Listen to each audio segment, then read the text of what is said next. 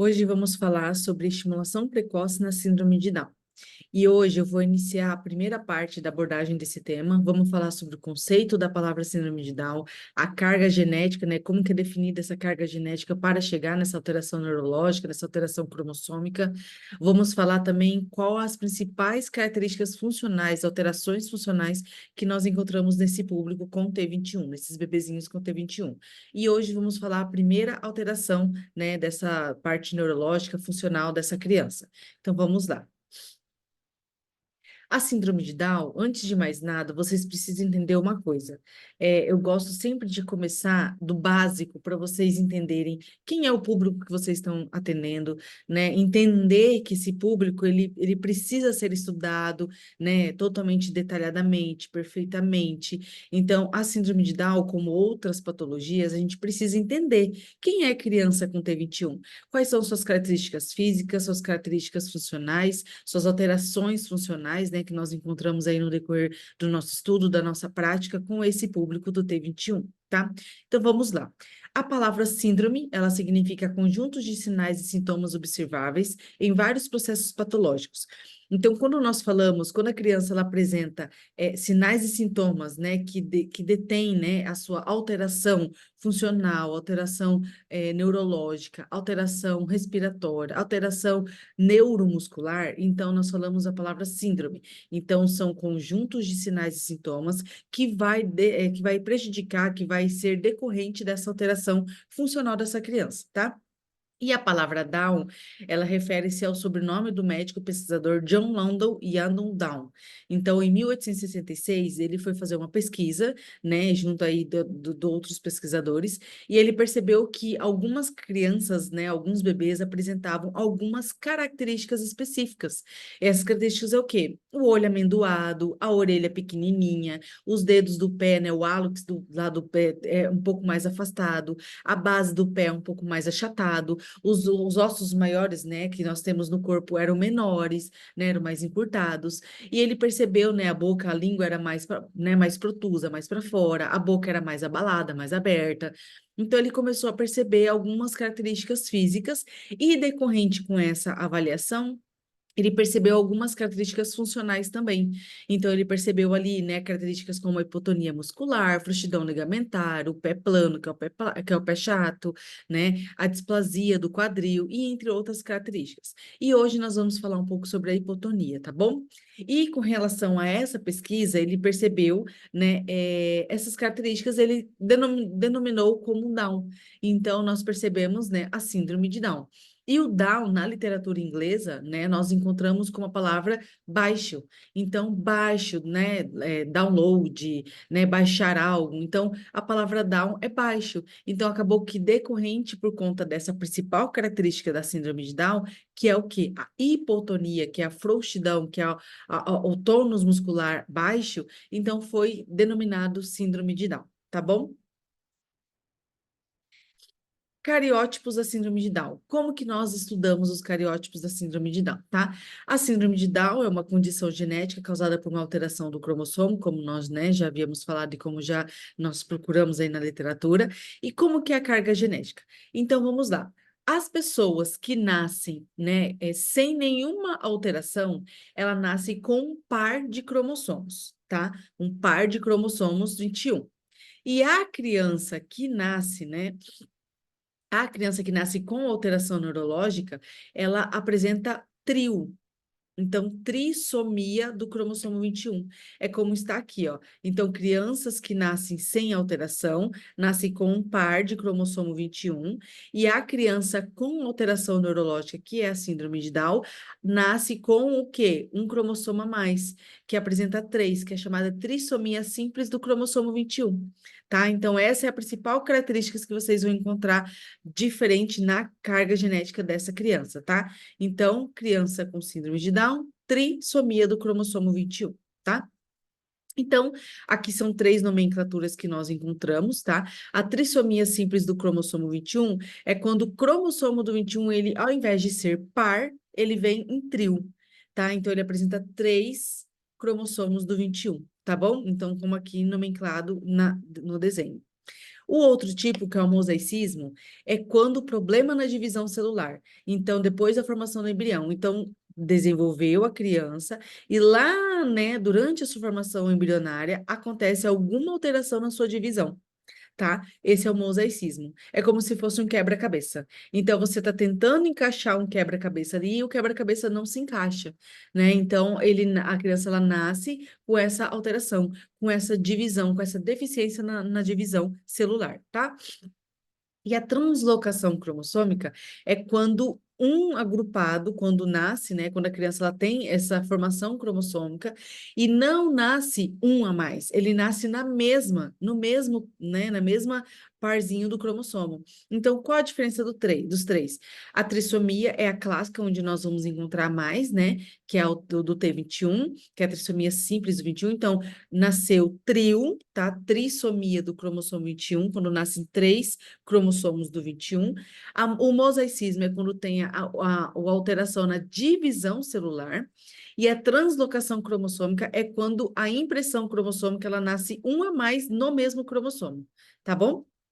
Então, essas são os três tipos e as três diferenciações dela, tá? A mais conhecida é a T21.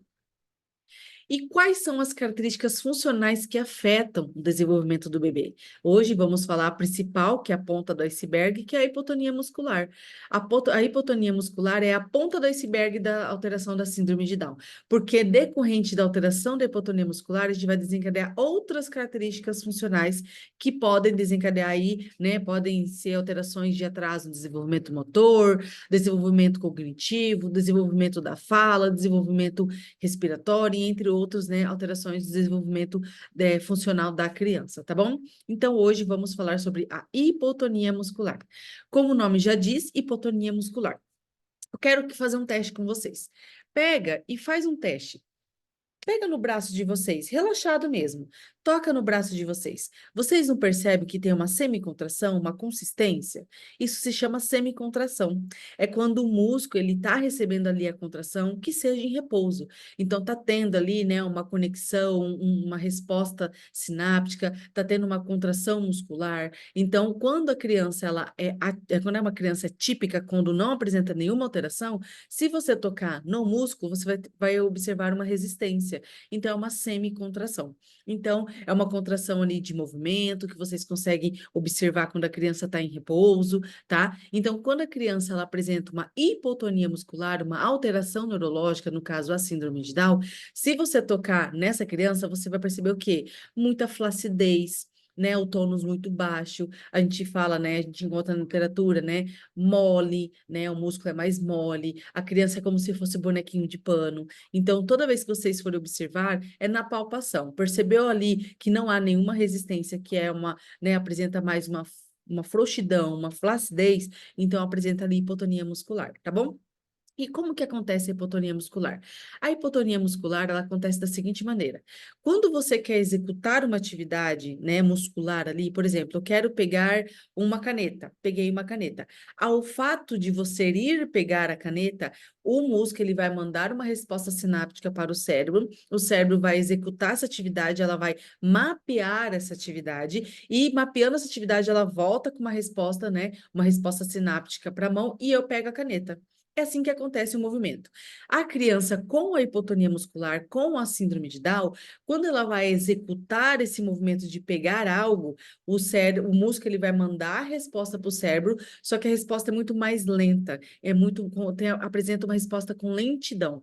Então, essa resposta reflexa, ela é de latência, ela é mais lenta, ela é mais devagar, ela apresenta um delay. Então, até chegar lá no cérebro, o cérebro mapear o movimento, né? Planejar o movimento de pegar o objeto, pegar algo, o corpo ele vai desenvolver uma resposta mais devagar, mais lenta, né? E depois ele vai mandar resposta, só que vai mandar resposta muito mais lenta. Então, toda vez que vocês forem executar uma atividade com uma criança, não é executar uma vez e pronto, acabou. executar de 5 a 7 vezes, tá? Então, segundo algumas literaturas, nós já vimos, né, que quando você executa atividade de 5 a 7 vezes a mesma atividade, mesmo repertório, o cérebro da criança começa a arquivar aquela atividade, aquele movimento, aquela postura, e aí ela consegue executar a atividade, começa, né, a conseguir executar a atividade sozinha, ou 50-50, você e o terapeuta, tá? A criança e o terapeuta. Então, é isso que acontece. Os mecanorreceptores da criança com síndrome de Down é muito mais lento. Então, precisa de adequação de repertório e de repetição, tá bom? Então, a hipotonia muscular é assim. Então, aqui é uma escala que eu uso muito, tá? Durante a minha avaliação, que é a escala de Campbell. Então, a gente seleciona aqui, né? A gente classifica a criança com hipotonia severa, hipotonia moderada, hipotonia leve e normotônica, né? Então, Andressa, eu recebo muitas dúvidas, né? Andressa, uma criança que apresenta hipotonia severa, eu consigo, diante de alguns repertórios específicos, tirar dessa hipotonia severa para hipotonia moderada? Sim, repertórios específicos, estimulação diária, né, de repertório de atividades específicas, você consegue tirar a criança, passar a criança de um quadro de hipotonia severa para um quadro de hipotonia moderada. E digo mais, dependendo do quadro dessa criança, a gente consegue chegar a uma hipotonia leve. Tá? Então, a gente consegue, sim, com estimulação específica, com estimulação diária com essa criança, tá bom? Então, essa escala, ela é maravilhosa porque ela é super autodidática, autoexplicativa, você consegue entender o movimento ativo da criança e o movimento passivo, né? A resposta ali de um movimento ativo e passivo, tá bom? Então, eu gosto muito. E como que acontece a hipotonia? Como eu acabei de explicar lá atrás, tá? Então, o músculo está aqui, então, a existência, né, de diminuição da velocidade de condução, potencial da ação, de forma crônica. Então, o músculo está aqui, ele precisa receber ação. Então, nada como exemplo. Vou dar um exemplo do balão, tá? Então, o balão é um músculo, tá bom? O balão é um músculo e a bombinha é, no caso, o terapeuta, no caso, você aqui que está assistindo essa aula, tá? Então, a criança que apresenta a hipotonia é esse balãozinho murcho. Então, isso aqui como se fosse o músculo da criança hipotônica que não recebe estimulação, né, diária aí do terapeuta, né? Uma estimulação diária aí do profissional. Aí, chegou você que está aqui assistindo essa aula, né? Uma profissional que estudou, que buscou conhecimento sobre hipotonia. Aí chegou você e o quê? Ah, eu vou fazer o quê? Vou começar a fazer uma estimulação nesse paciente. O que está acontecendo? Ó, olha o músculo desse paciente. Estimulação diária, condutas específicas. Mas aí o que acontece? Ó, a criança parou de fazer a sessão. E o que acontece com o músculo? De novo volta a atrofiar, a hipotonia muscular, volta a não ter resposta reflexa, a estimulação começa a ficar pobre, tá? Então, aí, o que acontece? Por isso que eu falo que a criança que apresenta síndrome de Down ou outras alterações com a hipotonia muscular, ela precisa de estimulação diária. Para ela, o quê? Ter resposta reflexa, o músculo ficar bonito, né? As fibras ficarem cheias, tá bom? Olha que lindo o músculo. Então, é isso que a gente trabalha. Então, o terapeuta precisa estimular esse paciente diariamente com hipotonia muscular, tá? Porque se a criança não for estimulada, ela vai apresentar um quadro de hipotonia severa e olha o que acontece com o músculo. Ele vai atrofiando, tá bom?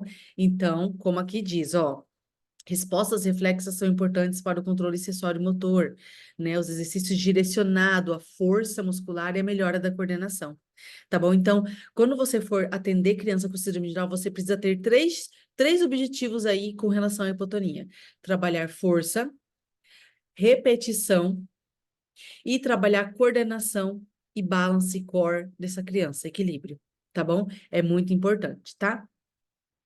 E o que nós observamos nessa criança com hipotonia? Flacidez global, que é, né, o músculo molinho, como eu acabei de falar lá atrás, atraso no desenvolvimento motor, alterações posturais e ortopédicas, que nós vamos falar nas próximas aulas, dificuldade de falar e de se alimentar, né? Aumento da mobilidade articular, aí, né, a hiperextensão, então vai ter aí a frouxidão ligamentar, dificuldade respiratória, dificuldade de sustentar o pescoço nos primeiros meses de vida, então deixar a criança de tummy time é muito importante, de bruço, tá?